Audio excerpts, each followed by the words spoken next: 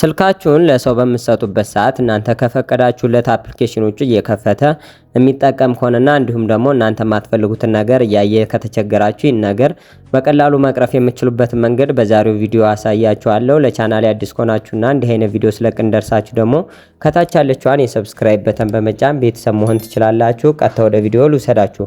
በመጀመሪያ ወደ ስልካችሁ ሴቲንግ ከገባችሁ በኋላ ወደ ላይ ስክሮል አድርጋችሁ ሴኩሪቲ ኤንድ ፕራይቬሲ የሚለው ውስጥ ገባላችሁ። በመቀጠልም ልክ እንዲህ ሲሆንላችሁ እናንተ ትንሽ ወደ ታች ወረድ ብላችሁ ሞር ሴኩሪቲ ሴቲንግስ የሚል አለ። እሱን አንድ ጊዜ ትነኩታላችሁ።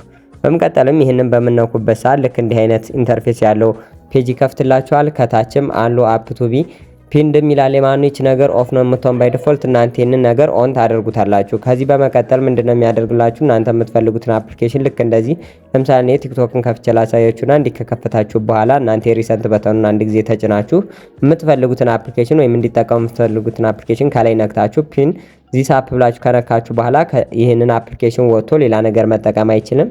ሶ ይህንን በምታደርጉበት ሰዓት ያ ሰው ይህንን ነገር ስልካችሁን ቢያበረው ቢያጥፈውም አይሰራለትም ነው። ነገር ግን ከዚህ ማቋረጥ ስትፈልጉ የሪሰንትና የባክ በተኑን አንድ ጊዜ ተጭናችሁ ለ3 ሰከንድ በመቆዩበት ሰዓት ልክ እንደዚህ ከዚህ ነገር ይወጣላችኋል። ይህንንም ደግሞ ብትጠቀሙት በጣም አሪፍና እንዲሁም ደግሞ ስልካችሁን ሌሎች ሰዎች እንዳይነካኩባችሁ ያደርግላችኋል። እናንተ የፈቀዳችሁትን ብቻ እንዲጠቀሙ ማድረግ ትችላላችሁ ማለት ነው። ቪዲዮ እንደተመቻችሁ እርግጠኛ ነኝ። እንደነዚህ አይነት አጫጭር ቪዲዮ እና አስተማሪ ቪዲዮዎች ስሰራ እንዲደርሳችሁ ከታች ያለችውን የሰብስክራይብ በተን በድጋሚ መጫናችሁን እንዳረሱ። በቀጣይ እስከምንገናኝ ድረስ ደግሞ ይመቻችሁ።